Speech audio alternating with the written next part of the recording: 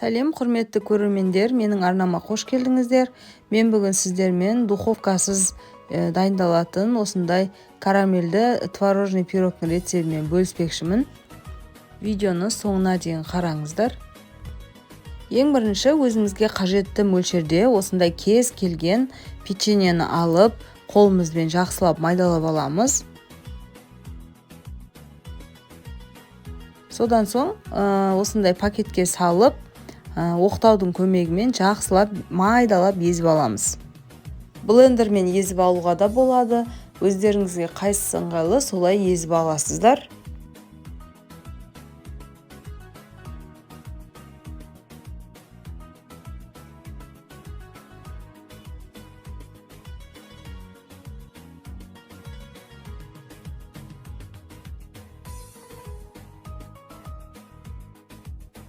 Жақсылап майдалап алған печеньемізді осылай бір ыдысқа саламыз.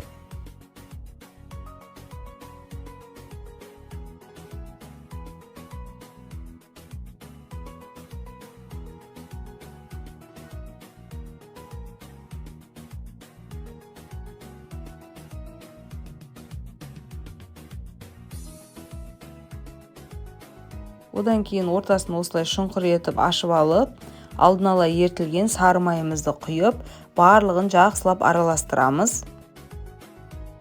Біздің печеньелеріміз бір-бірімен жақсылап бірігуі қажет. Егер дұрыс бірікпей тұрса, тағы да аздап сары май құямыз. Мен тағы да құйдым. Енді тағы да барлығын жақсылап араластырып, лопатаның көмегімен, одан кейін қолымызбен жақсылап тағы да мыжғылаймыз.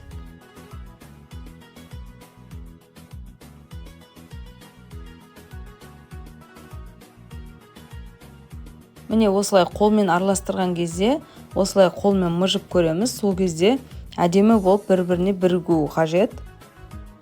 Енді жаңағы дайындап алған печеньемізді осындай формаға саламыз.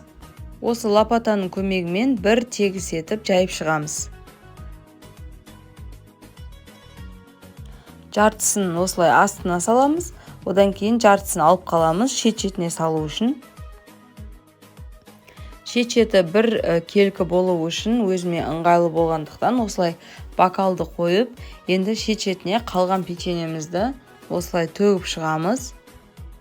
Содан соң осы бокалдың көмегімен шет-шетіне жиектер істеп шығамыз.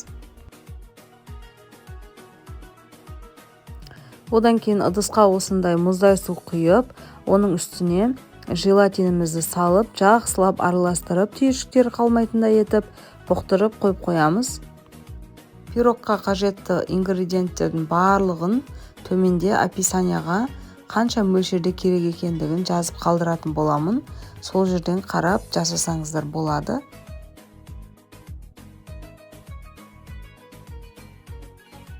Желатинді бөлек қойып қойдық. Одан кейін ыдысқа осындай творог салып қойдым. Және оның үстіне осындай сливочный плавленый сыр саламыз.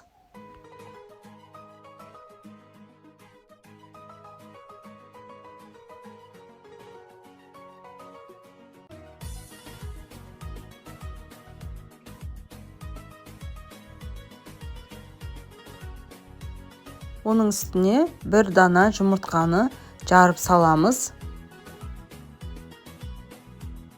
Содан соң қант ұнтағын саламыз.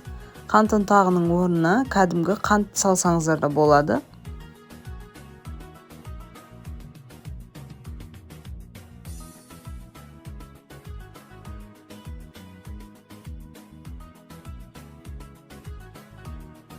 Содан соң барлығын біріктіру үшін жақсылап араластырамыз.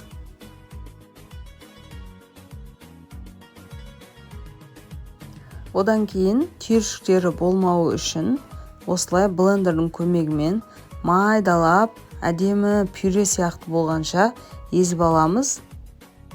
Барлығын осылай әдемілеп езіп алғаннан кейін жаңағы біздің желатинімізді ванильный баняда ерітіп алып, үстіне құйып, тағы да барлығын жақсылап блендермен араластырамыз.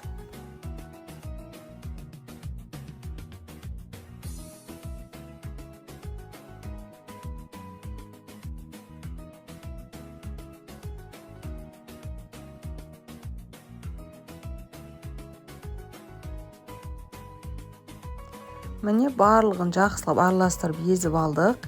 Енді біз жаңағы дайындап қойған формамыздың ішіне осы творожный біздің дайындап алған езбемізді құямыз.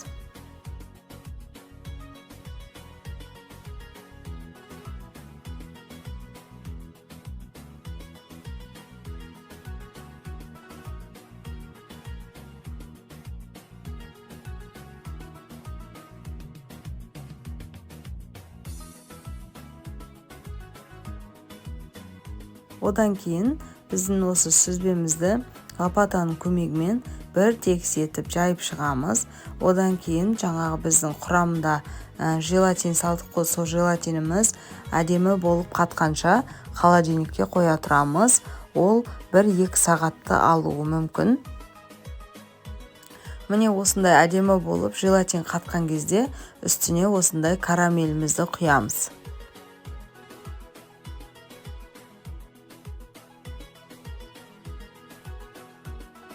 Карамельді құйып болғаннан кейін де алып тағы да холодильникке 1-2 сағатқа қойып қоямыз.